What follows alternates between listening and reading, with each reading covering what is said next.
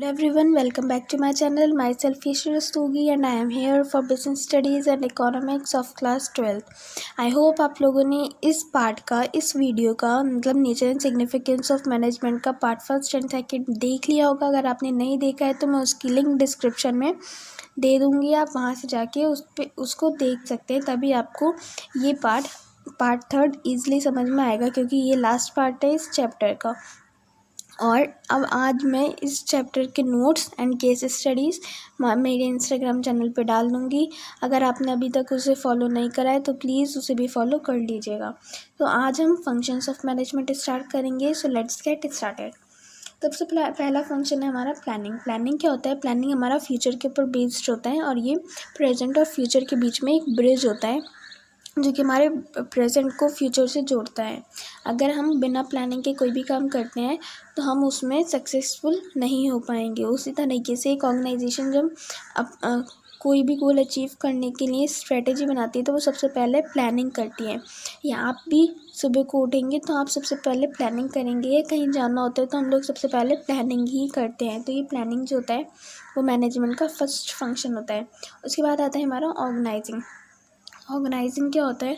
Organising के मतलब नाम से ही आप समझ जाएंगे कि ये बहुत ऑर्गेनाइज्ड वे में सब एक्टिविटीज़ को कराता है। मतलब ये एक्टिविटीज़ को डिवाइड करता है ताकि हमारे एम्प्लॉयज़ के ऊपर बर्डन ना पड़े। डिपार्टमेंट्स वगैरह बनाता है ताकि वर्क का डिवीज़न हो सके और सब लोग ईज़िली वर्क कर सके। तो ये काम हमारा ऑर्गेनाइजिंग का होता है। यहाँ पे आप पोस्ट जीसी लिखा हुआ देख रहे होंगे। ये पोस्ट जीसी मैंने इसलिए लिखा है ताकि आपको फंक्शंस ईजिली याद हो जाएं। पोस्ट जीसी मतलब planning, organising, staffing, directing and controlling. Third function पे आएंगे स्टाफिंग पे। स्टाफिंग क्या होता है? Staffing means putting right person on right job. मतलब हम इसमें क्या करते हैं, एम्प्लॉयज़ को अपने ऑर्गेनाइजेशन में सिलेक्ट करते हैं, उनको रिक्रूट करते हैं, फिर सिलेक्ट करते हैं। इससे क्या होता है, हमारे एम्प्लॉयज़ जो हैं वो ऑर्गेनाइजेशन में आते हैं। क्योंकि अभी तक जो भी प्रोसेस चल रहा था वो सिर्फ ऑर्गेनाइजेशन का था, उसमें कोई एम्प्लॉयज़ नहीं थे। लेकिन स्टाफिंग से उसमें एम्प्लॉयज़ आ जाते हैं और बिना एम्प्लॉयज़ के तो हम अपना ऑर्गेनाइजेशनल गोल अचीव नहीं कर सकते। इसलिए staffing is the most important function of management. Then fourth आता है हमारा डायरेक्टिंग। डायरेक्टिंग क्या होता है? ये मैनेजर का काम होता है। ये अपने एम्प्लॉयज़ को डायरेक्ट करता है, उनको गाइड करता है कि उसे कैसे अपने ऑर्गेनाइजेशनल गोल्स को अचीव करने हैं। और वो डायरेक्ट कैसे कर सकता है? ये इसके 4 एलिमेंट्स हैं: सुपरविजन, कम्युनिकेशन, लीडरशिप और मोटिवेशन। इन चारों तरीक़ों में से वो कैसे भी अपने एम्प्लॉयज़ को मोटिवेट कर सकता है या लीडर बन के उनको गाइड कर सकता है कि उसे अपने गोल्स को, ऑर्गेनाइजेशनल गोल्स को कैसे अचीव करने हैं। फिफ्थ एंड लास्ट आता है हमारा कंट्रोलिंग। कंट्रोलिंग क्या होता है? Controlling is directly related with and results. ये डायरेक्टली एंड रिजल्ट्स से लिंक होता है। क्योंकि हमारी प्लानिंग, जब भी हम कुछ करते हैं तो हम उसमें कुछ स्टैंडर्ड्स सेट करते हैं। स्टैंडर्ड्स मतलब जो भी गोल्स होते हैं कि हमें क्या अचीव करना है वो सेट करते हैं, स्टैंडर्ड्स सेट करते हैं और फिर कंट्रोलिंग के ज़रिए देखते हैं कि हमने वो गोल अचीव करा या नहीं करा। अगर उसमें कुछ डेविएशन होती है या फिर कुछ डिफरेंस होता है, डिफरेंस को यहाँ पे हम डेविएशन यूज़ करेंगे। अगर यहाँ पे कुछ डेविएशन निकलती है देन फिर हम planning, organising, staffing, directing and controlling करेंगे। तो ये प्रोसेस कॉन्टिन्यूस है और ये हमेशा चलता रहता है। फॉर एग्ज़ाम्पल अगर कंट्रोलिंग का आप लें तो मैंने यहाँ पे एक लिया है कि अगर आपकी ऑर्गेनाइजेशन के स्टैंडर्ड टारगेट्स जो हैं वो 2 करोड़ एनुअल इनकम करने की है, लेकिन उनका जो रिज़ल्ट आया वो 1 करोड़ आया, मतलब 1 करोड़ की डेविएशन आई। तो ये डेविएशन अब आप कैसे सही करेंगे? तो फिर आपको अच्छी सी प्लानिंग करनी होगी। फॉर एग्ज़ाम्पल अगर आप अपना लें, अगर आप क्लास 12th में 100% लाना चाहते हैं तो आप आज से ही प्लानिंग करनी स्टार्ट कर देंगे। तो वो प्लानिंग इतनी एफिशिएंट होनी चाहिए, इतनी इफ़ेक्टिवली होनी चाहिए कि आप अपने 100% को अचीव कर लें। क्योंकि अगर आपकी 98% आई तो वो आपकी डेविएशन होगी 2% की। इसलिए आप अपनी प्लानिंग अच्छे से कर लें। आई होप आपको फंक्शंस अच्छे से समझ में आए होंगे। अब हम coordination and essence of management पढ़ेंगे। कोऑर्डिनेशन क्या होता है? Coordination means bringing together the activities and resources of organisation and bringing harmony in them. Coordination का मतलब क्या होता है कि सारी एक्टिविटीज़ को, रिसोर्सेज को, जो भी ऑर्गेनाइजेशन में, उनको साथ में लाना और उनमें हार्मनी बनाए रखना, मतलब उनमें शांति बनाए रखना। ठीक है। Coordination makes 2+2=5। कोऑर्डिनेशन जो है वो 2+2=5 को भी प्रूव कर देता है।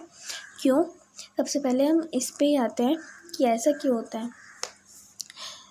क्यों? जैसे कि आपने अपने स्कूल में भी देखा होगा, अगर आपने कभी अपने ग्रुप डांस में अगर परफॉर्म किया होगा या कभी पार्टिसिपेट किया होगा, तो आपको पता होगा कि टीचर्स कहती हैं कि अगर आप डांस अच्छे से नहीं कर रहे हो कि, तो टीचर्स कहते हैं कि इस परफॉर्मेंस में, इस डांस ग्रुप में कोई कोऑर्डिनेशन नहीं है। ठीक है। तो अगर कोई अलग काम कर रहा है, कोई दूसरा कुछ काम कर रहा है, कुछ दूसरा कोई स्टेप्स कर रहा है, तो वहाँ पे कोऑर्डिनेशन नहीं होता है और वो काम अच्छे से नहीं होता है, और जो उनका गोल होता है वो लोग वो अचीव नहीं कर पाते हैं। उसी तरीके से एक ऑर्गेनाइजेशन में अगर एम्प्लॉयज़ कोऑर्डिनेटेड नहीं रहेंगे, तो वो सब अपने पर्सनल ऑब्जेक्टिव्स को फुलफ़िल करेंगे, और लोगों सबके पर्सनल ऑब्जेक्टिव्स अलग होते हैं, तो वो ऑर्गेनाइजेशनल गोल्स को भूल जाएंगे। फिर हम अपने ऑर्गेनाइजेशनल गोल को अचीव नहीं कर पाएंगे। इसलिए कोऑर्डिनेशन बहुत ज़रूरी है, और ये 2+2 को 5 भी बना देता है। सो आई होप आपको कोऑर्डिनेशन अच्छे से समझ में आ गया होगा। अब हम नेचर, फीचर एंड फीचर पढ़ेंगे कोऑर्डिनेशन की। यहाँ पे टोटली 6 हैं। तो क्या क्या होते हैं? सबसे पहले है हमारा कोऑर्डिनेशन इंटीग्रेट्स ग्रुप एफर्ट्स। इसका मतलब क्या होता है कि कोऑर्डिनेशन जो है वो हमारे ग्रुप एफर्ट्स को बढ़ा रहा है। तो ये तो हमने मैनेजमेंट में भी पढ़ा था, और यही काम कोऑर्डिनेशन भी करता है। कैसे? कोऑर्डिनेशन जो होता है वो अभी हमने पढ़ा कि हार्मनी लाता है सब एम्प्लॉयज़ के बीच में, एक्टिविटीज़ के बीच में, ताकि अपने जो वर्कर्स हैं वो अच्छे से काम कर सकें। तो ये क्या करता है कि ग्रुप एफर्ट्स को बढ़ाता है। उन सब मैनेजर जो होता है उसका एक क्रूशियल रोल होता है ऑर्गेनाइजेशन में। क्यों? क्योंकि मैनेजर का ये काम होता है कि अगर कोई भी एम्प्लॉय के मन में कोई भी डाउट आ रहा है, तो वो उसको सॉल्व करे और उनको मोटिवेट करे कि वो अपने पर्सनल गोल्स को छोड़ के ऑर्गेनाइजेशनल गोल्स अचीव करें, क्योंकि वो अब इस ऑर्गेनाइजेशन का पार्ट है। तो यही काम कोऑर्डिनेशन भी करता है, क्योंकि कोऑर्डिनेशन भी तो एम्प्लॉयज़ को ही करना है। तो कोऑर्डिनेशन इंटीग्रेट्स ग्रुप एफर्ट्स। ठीक है, फर्स्ट हो गया हमारा। सेकंड आता है हमारा ensures unity of actions. Unity of efforts कैसे?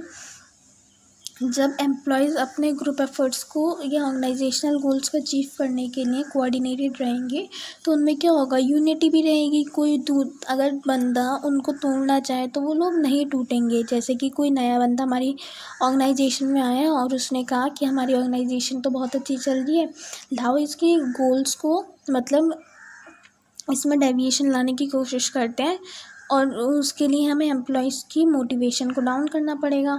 तो उसके लिए अगर कोई आता है तो वो मतलब अनसक्सेसफुल रहेगा, क्योंकि हमारी अगर ऑर्गेनाइजेशन में कोऑर्डिनेशन है तो एम्प्लॉयज़ अपने ऑर्गेनाइजेशन गोल्स को अचीव करके रहेंगे। थर्ड आता है हमारा, it is a continuous process. तो ये जो होता है वो नेवर एंडिंग प्रोसेस है, क्योंकि ये कभी ख़त्म थोड़ी ना होगा, क्योंकि ऑर्गेनाइजेशन बंद नहीं होगी।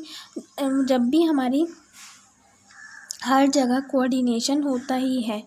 अगर आप किसी ऑर्गेनाइजेशन में देख लीजिए, कई एनजीओज़ में देख लीजिए, या रियल लाइफ में देख लीजिए, coordination is very important, and coordination के बिना नहीं होता है कोई काम भी, क्योंकि हम अपने गोल्स अचीव नहीं कर पाएंगे अगर हम कोऑर्डिनेशन में नहीं होंगे तो।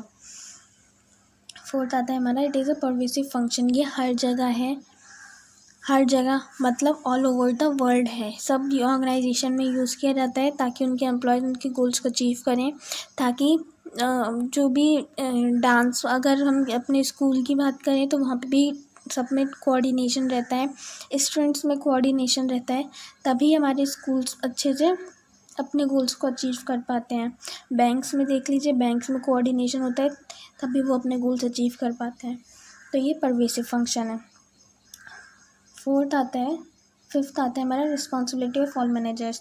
जैसे कि अभी मैंने आपको बताया था कि यहाँ पे हमारे मैनेजर का बहुत क्रूशियल रोल होता है। तो ये हर सब मैनेजर्स के लिए बहुत ही मतलब एक रिस्पॉन्सिबिलिटी है कि उसे अपने एम्प्लॉयज़ को किस तरीके से मैनेज करना है कि वो सब अपने गोल्स को भूल के ऑर्गेनाइजेशनल गोल्स को अचीव करें। जब वो ऑर्गेनाइजेशनल गोल्स अचीव करेंगे तो उनके गोल्स खुद ब खुद अचीव हो सकते हैं। तो ये काम भी मैनेजर का होता है कि उनके मन में कोई डाउट्स नहीं आए अपनी ऑर्गेनाइजेशन को लेके।